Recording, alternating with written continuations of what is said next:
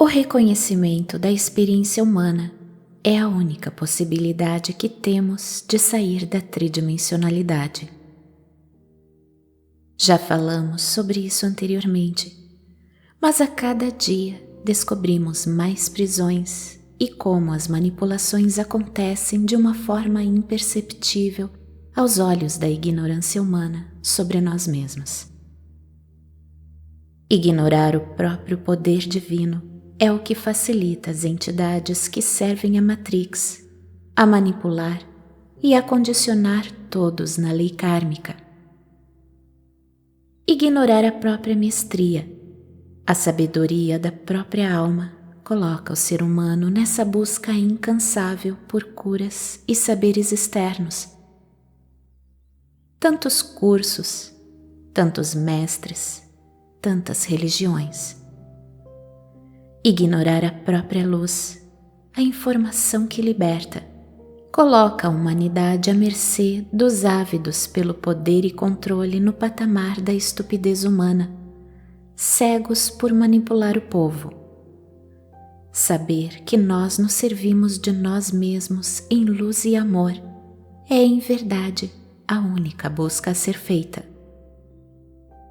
A mente só tem força sobre nós quando estamos na inconsciência daquilo que realmente somos em luz.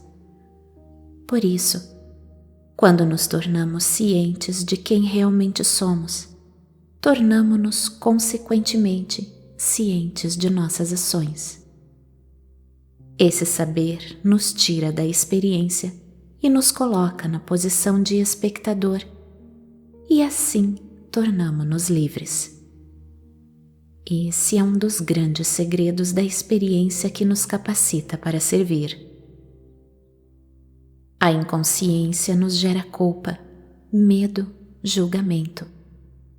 É isso que alimenta as religiões e seus derivados, o maior e mais poderoso sistema de manipulação e poder sobre as emoções e ilusões humanas.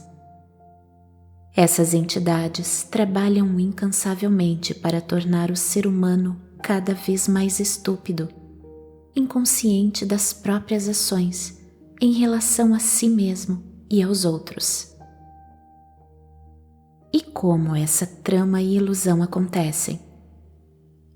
Simples. Por meio de condicionamentos gerados pelo medo de ficar distante de Deus, que nesse caso também não passa de uma criação mental como ferramenta suprema de punição. Os 10 mandamentos da ilusão das religiões, com ênfase na católica apostólica romana, são: primeiro, pecado e pecado original.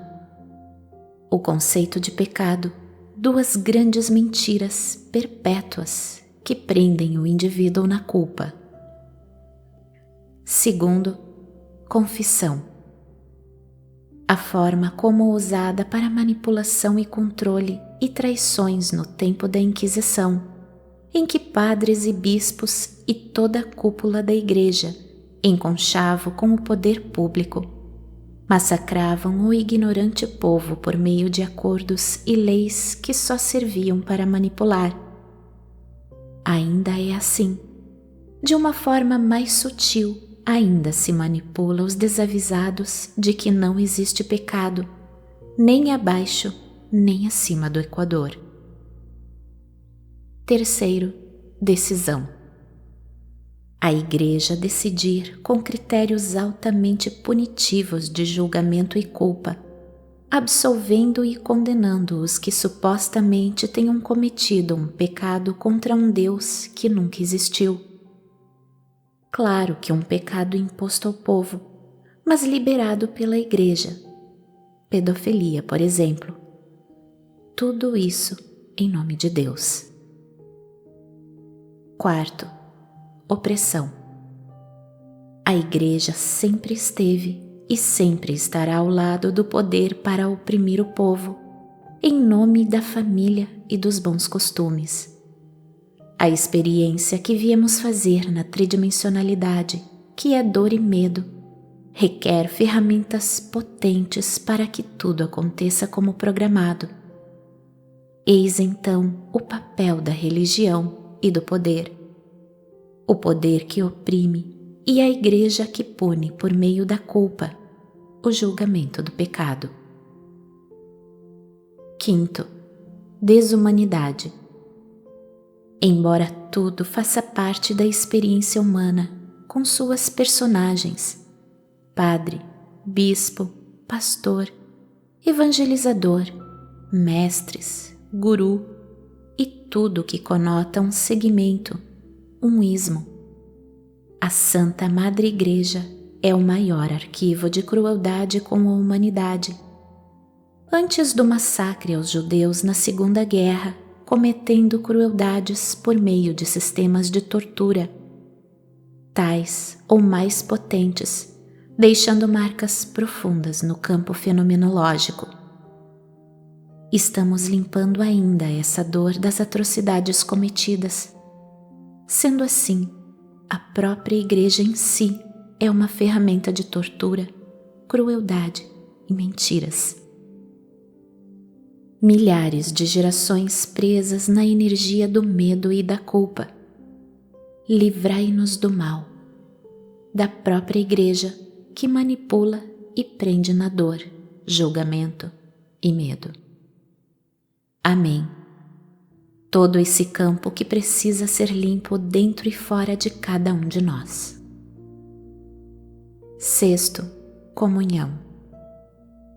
O que deveria ser a nossa reconexão com nossa divina presença não passa de uma forma folclórica que ilude o fiel na busca das próprias verdades, impedindo-o de olhar profundamente para sua ilusão, colocando apenas mais um véu sobre os olhos do ignorante de si mesmo.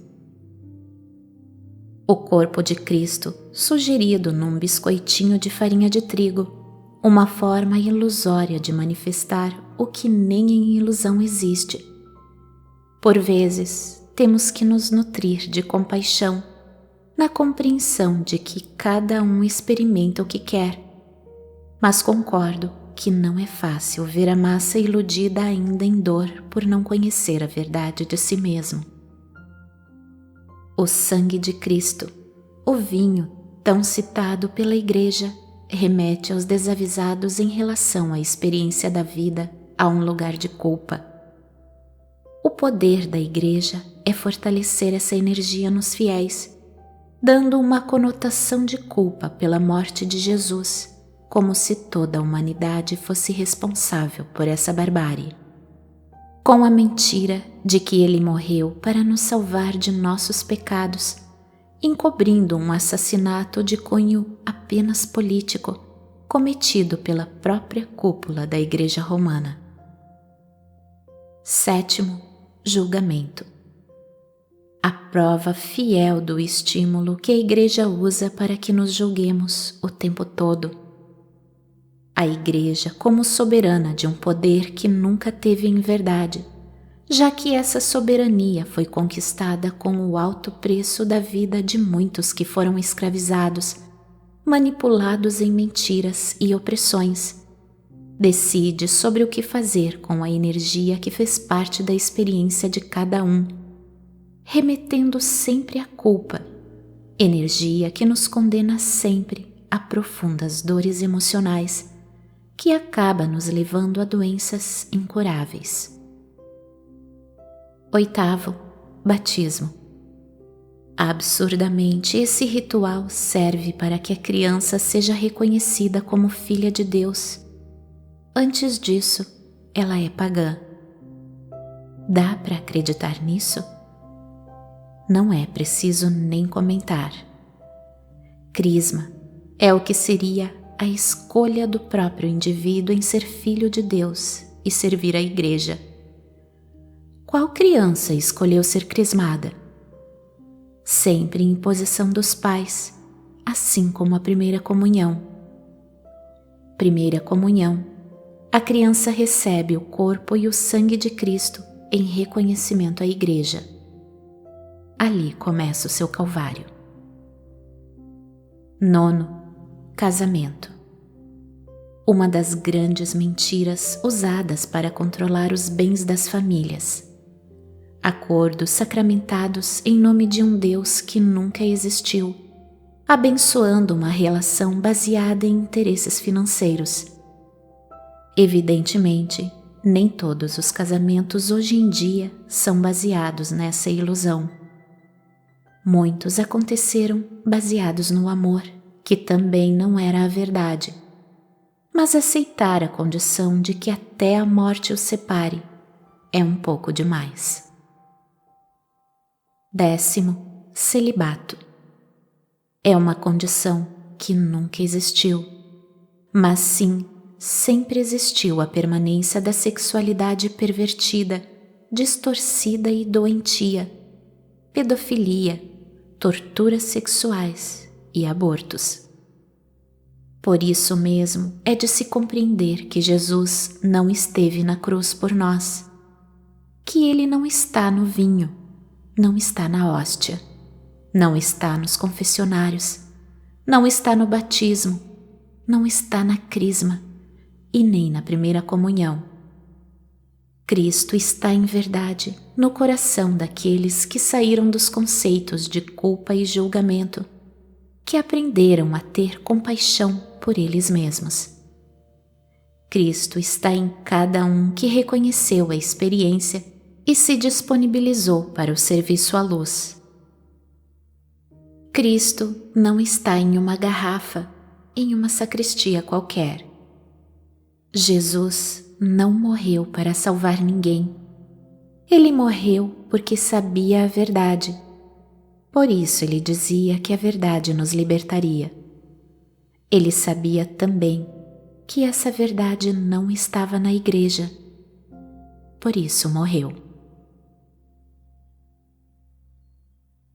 Com amor e verdade, Morada dos Mestres. Por Márcia Vázquez.